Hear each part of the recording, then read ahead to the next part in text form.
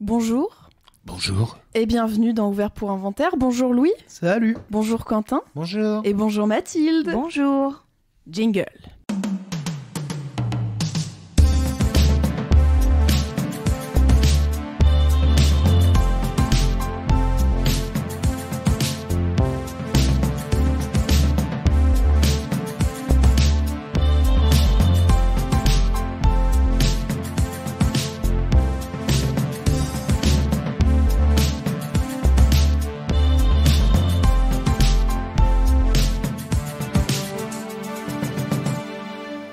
Les films, ça sert à ça, à apprendre à vivre, à apprendre à faire un lit.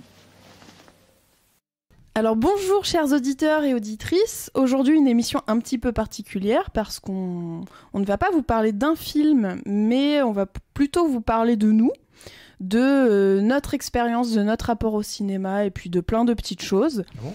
Ouais, c'est comme ça que ça va se passer. Donc on teste, on voit si vous appréciez ou pas, mais on s'est dit que ça pouvait aussi être sympa de changer un petit peu. Alors, j'ai une question pour nous quatre, qui est à partir de quel moment vous avez su que le cinéma c'était un truc un peu à part dans votre vie ? Est-ce que vous avez eu un moment d'illumination ? Est-ce que ça s'est fait très progressivement ?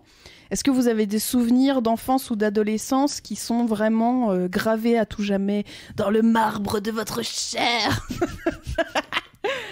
Le cinéma Alors... comme scarification. Alors, est-ce qu'il y a l'un ou l'une d'entre vous qui veut Qui commencer ? Madame, Quentin, il veut parler. Bon, si vous voulez, je lance les hostilités. Je vais Allez, aller fais vite donc. parce que c'est trop vieux. Les films, oui, plein de souvenirs de films que tu découvres sur VHS, à la télé, tout ça. Le moment où c'est devenu le plus important pour moi, c'est quand j'ai fait très jeune le passage je croyais que c'était le théâtre qui était toute ma vie et j'ai compris que le cinéma c'était vachement mieux. C'est parce que je suis allé sur un tournage du film Une femme d'extérieur de Christophe Blanc avec Agnès Jaoui. Non. Si. T'as vu Agnès Jaoui en vrai, du coup ? Ah bah après je vous parlerai d'Agnès Jaoui parce que nous avions une petite correspondance. Oh, mais il y a des mais- sacrés twists dans cette émission. Je suis tellement heureuse d'avoir posé cette question. Merde. Non, je croyais que c'était Je un truc pensais su. pas que vous étiez dans le flou vis-à-vis de Ah ouais ? cette Bah, histoire. Bah, il nous l'a juste jamais dit, en fait. Bah, je croyais. Non, Ah. mais alors, c'est pour aller, c'est très vite. Donc, je sais pas, 12-13 ans. 12-13 ans, je suis au collège, quoi, un truc comme ça. Et il y a ce tournage une partie se fait dans mon bled, quoi. Enfin, pas par là, quoi, en Ardèche. Et Christophe, qui connaissait très bien ma mère, ça avait été sa prof d'anglais, je sais plus quoi, bon, on s'en fout, demande à avoir de la figuration, de préférence gratos, quoi, évidemment, en faisant venir les copains. Et donc, sur ce tournage-là, il y a Agnès Jaoui. Moi, je ne la connais pas. Mes parents, les gens qui sont là connaissent Agnès Jaoui. Moi, j'ai 13 ans. C'est pour m'intéresser à 2-3 trucs. Jaoui, je vois pas qui c'est, quoi. Et, mais je tombe sous le charme de cette brave dame, qui quand même me signe un petit autographe sur mon dos, comme ça, tu sais, en m'écrivant là, c'est vrai. Et à partir de là, je connaissais rien de tout ça, mais j'ai dit, ouais, franchement, le cinéma, c'est trop bien. Je sais pas pourquoi. Donc, à partir de là, 13-14 ans, j'ai commencé à faire mes premiers courts-métrages de merde, évidemment, avec tout ce que tu peux avoir de panne, tel matos tout pourri, rien à voir avec le numérique encore, c'est de l'analogique dégueulasse, le son, tu mets des micros, des petits adaptateurs dans une vieille caméra 8 mm analogique, tout dégueu. Et bref, voilà. Et à partir de là, j'ai fait plein de courts-métrages. Et bon, si maintenant j'écris et que je fais des podcasts, c'est parce que j'ai pas pu faire le métier. Voilà. Tu es l'illustration de ce que les rageux appellent le cinéaste raté qui Carrément. devient critique. Alors, tu sais, le truc pire que tout, quoi. Prof, écrit des bouquins sur le cinéma, ce qu'il peut pas en faire. Voilà, va te suicider. Au revoir. Il y a là- une grande noblesse dans le fait de parler de cinéma quand on a voulu en faire. Ouais, voilà. Après, voilà, Agnès Jaoui, tac. Après, on s'est écrit 2-3 petites cartes comme ça, 2-3 petites lettres quand j'étais tout gamin, enfin adolescent, parce que j'avais à l'avant-première de ce film-là, j'avais pas osé aller la voir, et donc j'étais rentré chez moi, donc 14 ans, quoi. J'ai pleuré toute la nuit. Oh. Ah ouais. Non, mais Attendez, Tous en Quentin, cœur. ouais. c'est la dernière fois que t'as pleuré, non? C'était la dernière fois. Ouais. Non, effectivement. Il y a eu Titanic après, mais et donc je sais plus comment, Christophe m'a filé son adresse postale et donc j'ai envoyé une petite lettre ou une petite carte, je sais plus quoi, et elle m'a répondu et ça s'est fait 2-3 fois. Ouais. jusqu'à une fois même où j'avais proposé un rôle pour un moyen métrage et là, ce jour-là j'étais trop refait, elle a pas pu, mais elle m'avait appelé sur le téléphone portable de ma mère pour me dire oui Quentin c'est ta nièce, machin, je voulais te dire que c'est très gentil mais je peux pas et tout. Bon bref. Et là on demande à Agnès Jaoui, elle va dire il y avait un fou furieux à l'époque, un gamin qui me harcelait. Il m'avait même envoyé des fleurs et tout. J'ai envoyé des fleurs. Oh là là, Ouais, c'est pas vrai. J'adore le fait de adorable. découvrir cette anecdote au moment où tu la racontes Ouais. devant un micro. C'est clair. Mais dédicace à Agnès Jaoui, quoi. Bien Sûr. Juste pour lui Bah, de donner toute façon, parce tout qu'on l'aime. l'amour qu'on Bah oui. a pour Après, il elle. faut dire que Quentin a beaucoup côtoyé les étoiles, je dirais, puisqu'il a entretenu une correspondance, non, peut-être juste un échange avec, tu sais, Navratil ou je sais pas quoi. Ah, un survivant du Titanic. En fait, Quentin, quand il était jeune, il avait envie de faire un truc et on lui disait oui. Oui, il n'y a pas de limite, tu vois. Moi, je trouve ça beau, en fait. Ouais, c'est clair. J'ai envie d'écrire à un des survivants du Titanic, bon, je le fais, en fait. Voilà. Sérieux? Oui. Waouh. Donc, à la maison, on a Mais Ouais, la lettre. petite lettre, quoi. incroyable. C'est Mais la dingue. relique, quoi, c'est incroyable. Il est mort Mais- maintenant. Et puis, en plus, c'est un truc qu'on perd en grandissant, quoi. Ce truc de quand t'es jeune, t'oses quasiment tout, même si t'oses pas parler à Agnès Jaoui parce que t'as trop peur, tu lui envoies une lettre, tu vois. Ouais, moi, j'ai un bail comme ça aussi quand j'étais ado.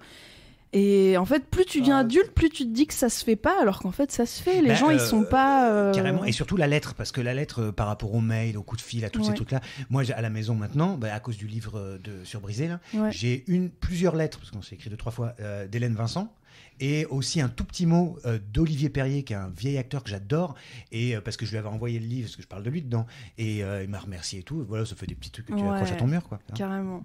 Moi, je l'ai fait récemment avec un court-métrage qui est sur YouTube. Je me souviens plus le nom, mais c'est de Eleanor Cost, qui est une actrice et une réalisatrice que j'aime beaucoup, qui est plutôt dans la sphère YouTube. Mais pareil, elle avait fait un court-métrage qui m'avait beaucoup touchée. Et j'avais participé au Kickstarter et du coup j'avais une adresse et je me suis dit bah vas-y, je vais lui écrire une lettre juste pour la remercier, pour lui dire que ça m'avait beaucoup touchée. Et elle m'a répondu. Et voilà. Et j'étais trop touchée, quoi. Je me dis putain, ça fait trop plaisir. Il y a des gens bien. En fait, on C'est ça. oublie que dire à quelqu'un j'adore ce que vous faites, c'est super, merci. Enfin, Ouais. voilà, c'est juste. Ça fait toujours plaisir, quoi. C'est clair. Ouais, Le bon, la number one personne, Ça dépend dans quel contexte. Non, mais ouais, c'est clair. Et c'est vrai que quand t'es. Enfin, moi, je sais que pour être extrêmement timide, ouah, il m'en faut beaucoup quand même pour aller vers les gens que j'admire, alors qu'en fait, bah ouais, ça leur fait juste plaisir, quoi.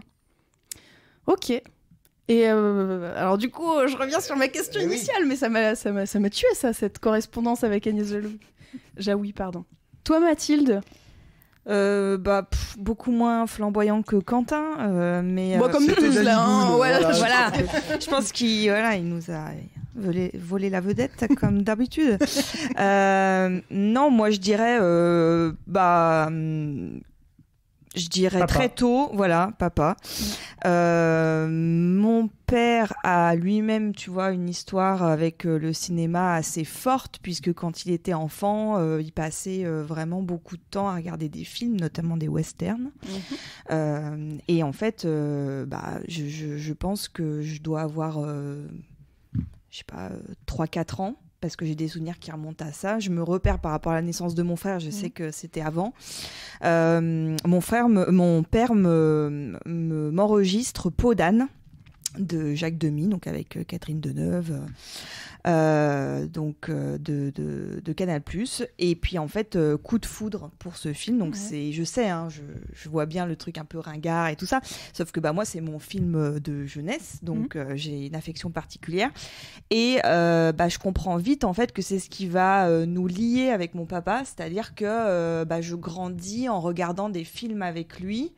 J'ai aucune limitation. C'est-à-dire que très tôt, je vois des films qui sont pas forcément pour les enfants. Voilà, ils ont jamais adapté véritablement ce que je regardais. J'ai vu les Disney comme tout le monde, mais j'ai vu d'autres trucs aussi très jeunes. Et ça reste le cas encore aujourd'hui. Je regarde des films avec mon père quand on se voit, et c'est ça qui... C'est votre truc à tous les notre deux, truc. quoi, Et puis après, on a nos fameuses blagues entre nous qu'on se redit 20 fois, donc par jour, voilà. Vous avez de la crêpe, vous avez du sucre. Avec la femme, vous faites une crêpe et vous mettez du sucre dessus. Voilà, par exemple, ça fait partie de nos Les bronzés font du ski, hein, pour ceux qui n'auraient pas la ref. Voilà. Moi j'avais pas la. Ouais, Ok, dingue. d'accord. Ça, c'est les visiteurs, je connais.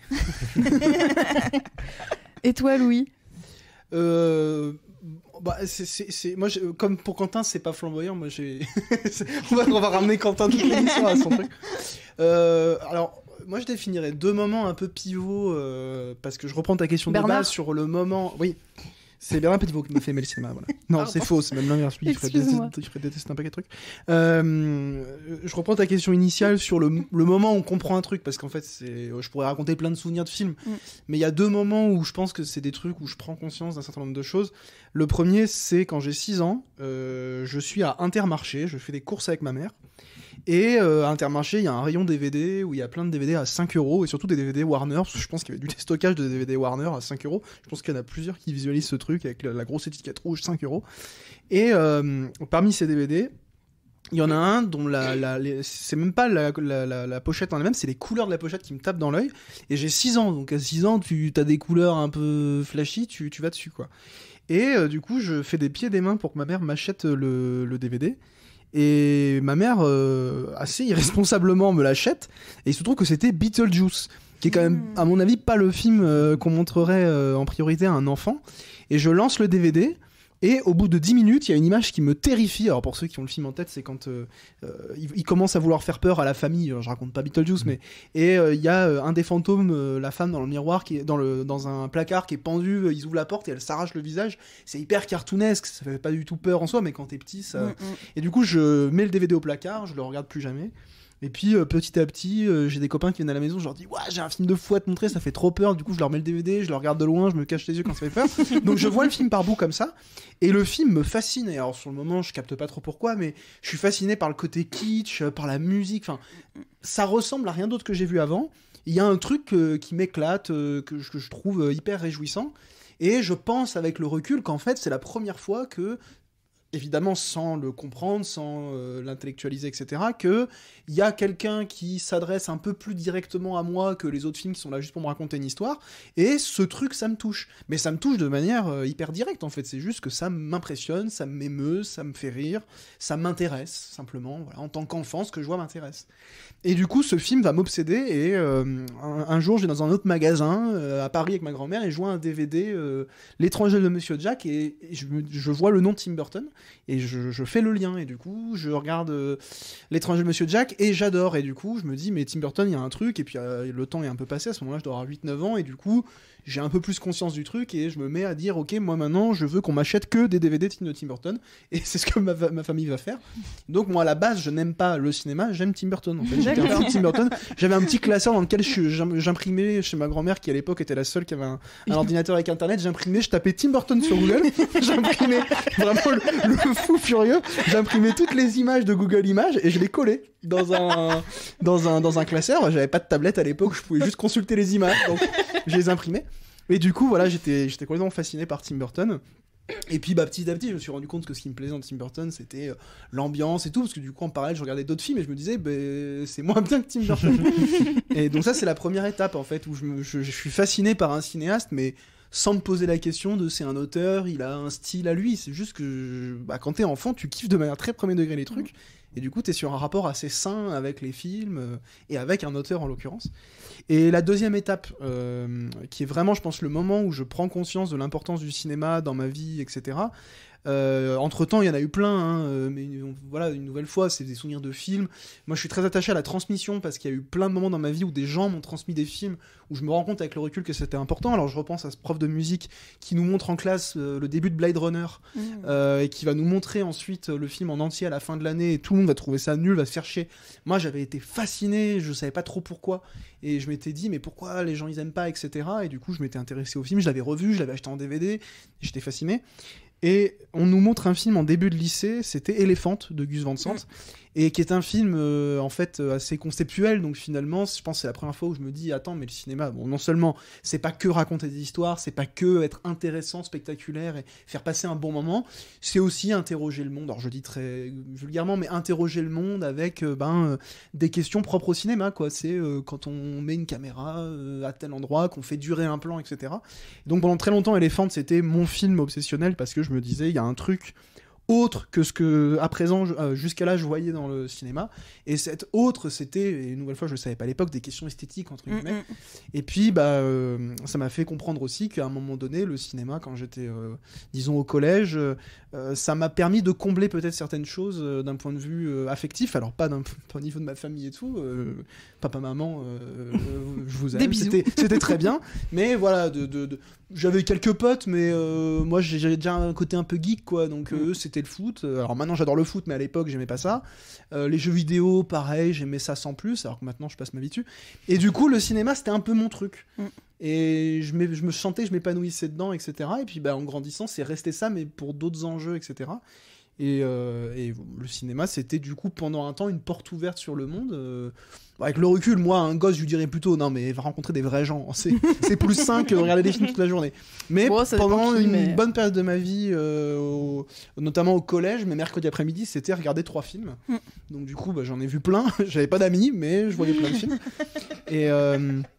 Et voilà, Elephant, c'est vraiment le moment où je me dis le cinéma, c'est entre guillemets autre chose.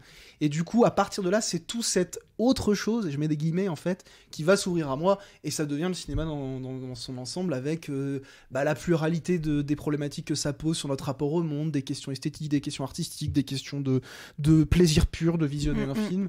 Et là, je deviens complètement cinéphile, entre guillemets, alors dans ce que ça a de pire aussi, hein, c'est-à-dire de regarder, de s'enfermer tout un week-end, de refuser de sortir pour regarder 5-6 films. Et là, je découvre tout pêle-mêle, et c'est génial, parce que du coup, tu fais des connexions, tu te dis, ok, le matin, je regarde Rambo, l'après-midi, je regarde un Godard, le soir, je regarde un Romer, et puis à minuit, je regarde un film d'horreur, etc. Et puis bon, voilà, je vais m'arrêter là parce que je pourrais parler des heures de ma rencontre avec le cinéma de genre, ou dans un même festival où je vais au lycée, je découvre dans la même journée Halloween de Carpenter, Zoo de Tsuyark, donc je découvre le cinéma d'horreur américain et le cinéma de sabre hongkongais la même journée, enfin. Et puis dans ce même festival, j'ai découvert un film d'Alain Cavalier. Ce festival, c'était complètement fou. Je crois qu'à peu près tous les piliers de ma cinéphilie se sont joués en une semaine dans ce festival, le festival Entrevue à Belfort en l'occurrence. Voilà, c'est difficile de résumer. Ah bah ouais, c'est clair. Mais voilà, c'était un peu explosif. À un moment donné, je découvrais un peu tout en même temps, c'était chouette. Et maintenant, du coup, il y a eu des embranchements. Et puis maintenant, je fais mon petit truc, je vois des films, et puis j'arrive un peu mieux à les situer par rapport à moi-même, et puis par rapport à l'ensemble du cinéma. Mais j'ai eu une correspondance entre moi et moi-même, je dirais, à cette période. Mais rassurez-vous, d'ailleurs vous en avez sans doute rien à foutre, mais j'avais des potes, hein, j'étais pas complètement seul, mais c'est vrai qu'il y a eu une période où, même au lycée, j'hésitais des fois à sortir quand on m'invitait, parce que je me disais, putain non, j'avais prévu de voir Le Genou de Claire de Romer ce soir, donc ça me fait chier de le voir sortir. Et je regrette pas d'ailleurs, parce que j'adore Le Genou de Claire, voilà, c'est dit. Retour à l'envoyeur, alors. Même question, à vous. Moi, j'ai un premier souvenir qui me vient, c'est j'habite avec ma maman, et toutes les semaines... un film de... Non, et donc, toutes les semaines, on a je crois que ça doit être le mercredi après-midi, a priori, on va au vidéoclub. Et le vidéoclub, c'est un sacré truc. C'est vraiment la sortie plaisir. Et je vais me rendre compte après que ça me fait la même effet quand je vais dans une bibliothèque, c'est-à-dire que je peux y rester des heures juste à voir ce qu'il y a, à faire ma petite sélection, à pas réussir à choisir parce que j'ai 15 trucs, mais que je sais que je vais pas pouvoir tout lire, bon bref. Et donc, déjà, ça commence par ça. Et d'ailleurs, je vous en avais parlé quand on avait enregistré Jurassic Park. Cette jaquette de DVD là qui me fascinait autant qu'elle m'effrayait, donc premier souvenir, c'est vraiment ça. Et bon, ça passe un peu, j'aime bien regarder des films, mais c'est pas spécialement mon truc parce que je vois les trucs qui passent à la télé, je vais un peu au ciné mais pas trop. Par contre, je vois tous les Harry Potter qui sortent avec ma grand-mère, et ça c'est un moment divin, on va dire, et dont le Harry Potter 3 ou 4 qui m'a terrifiée, j'en ai fait des cauchemars. Avec le loup-garou ? Ouais, avec le loup-garou. Et donc voilà. Et arrivée au collège, je tombe amoureuse d'un garçon. Coucou Simon si tu nous écoutes. Et on commence à se fréquenter du coup. Et là, je commence à m'ouvrir. Donc lui, il est toujours musicien, donc je commence à m'intéresser très fortement au rock et à tout ce qui entoure le rock. En fait, je me suis rendu compte que c'était déjà dans ma famille depuis des années, mais j'étais en mode c'est trop nouveau. C'est toujours mieux quand ça vient de l'extérieur. Voilà, c'est ça. Et au film, on va dire un peu plus transgressif pour l'époque, c'est-à-dire les films de Tarantino, je me souviens avoir vu American Beauty et aussi American Psycho. Enfin, voilà, des films un peu plus gore. Les et là, films un peu des ados edgy. Exactement. Requiem for a Dream. Fight Club. Aïe, aïe, aïe. Et sauf que c'était la découverte, quoi. Moi, j'avais jamais vu des films comme ça, donc je me suis dit, ah ouais, en fait, les films, ça peut faire ça. Et là, ça a été le début d'une histoire d'amour, mais un peu comme toi, Louis, j'étais un peu en mode timide et introvertie, et le cinéma, c'était mon truc. Et c'était aussi une façon de lier contact avec les autres, quoi. C'était plus facile pour moi de parler de ça que de parler des trucs qui m'intéressaient peu. Et donc ça a un peu commencé comme ça pour essayer de dragouiller un mec, quoi, finalement, ou de montrer que j'étais suffisamment bien. Voilà, voilà. C'est une bonne raison. Ouais, Oui, mais ça. c'est l'adolescence. Et du coup, pour revenir sur cette idée, quand j'étais au lycée, j'avais donc, je vous en ai déjà parlé, cette fameuse petite bibliothèque dans une cathédrale où j'ai commencé une histoire d'amour avec les bandes dessinées et aussi une histoire d'amour avec le cinéma un peu de genre, parce qu'ils avaient pas mal de films que j'empruntais aussi, dont j'ai le souvenir de, par exemple, les films d'animation de Bill Plimpton, que j'ai regardé du coup, que je regardais. Clinton. C'est pas le Alors, même. c'est un autre genre de film d'horreur, ça. Mais... Et où c'est devenu très important pour moi, où je me suis rendu compte aussi que les histoires racontées par les images, c'était ce qui me touchait le plus, et que j'y trouvais vraiment mon compte, et que j'avais du mal à vivre sans. Et d'ailleurs, les périodes où j'ai pu aller moins au cinéma ou voir moins de films, c'est là où je me sentais le moins bien, quoi. J'étais pas très contente, parce que c'est hyper important dans ma vie, quoi. Et je crois que c'est tout. Donc voilà. Mais c'est toujours une fraction, parce que tu vois, pendant que tu parles, je me dis, oui, mais il y a aussi ça, il y a aussi ça, il y a aussi les VHS chez mes grands-parents. Bah ouais, où je découvre c'est que tous des les trucs, c'est souvenirs genre de- Gremlins, Indiana Jones, Retour vers Ouais. le futur, j'ai tout découvert ça là-bas. Il y a Carrément. plein d'étapes. Ma grand-mère qui va à Paris, et elle me dit, qu'est-ce que tu veux? Je lui dis, je veux le DVD de King Kong de 1933, je veux rien d'autre. Et j'ai regardé ça en boucle, le King Kong de 1933. Il est trop bien. Ouais, ouais. On l'a revu ensemble au Ouais. cinéma, Ouais, d'ailleurs, ouais. pendant un festival de lumière. Et d'ailleurs, c'était rigolo parce que le projectionniste, il a bugué parce que le début, il n'y a pas de son. Ouais. Et tu te souviens, il l'a remis au début. Enfin bref, ouais, Ça se c'était un faisait pas bon- mal à l'époque, t'as une pièce musicale au début Ouais. qui dure 5 minutes et après le film se lance. Mm, mm. Et le mec avait pas dû vérifier le DCP et, Ouais. et les gens étaient en mode il y a pas d'image. Alors, vous connaissez le public du Festival Lumière, en plus, Mm. au bout de 2 minutes c'est pas parfait. C'est c'est pas d'image, c'est un scandale. Deux doigts de brûler le cinéma. Et donc. Ouais, c'était un chouette souvenir. Ouais. Ok. Bah merci beaucoup. Bah, merci à toi Merci à d'avoir toi. posé la question. Et puis on vous dit à très bientôt. Ouais. Bisous. À plus. Salut.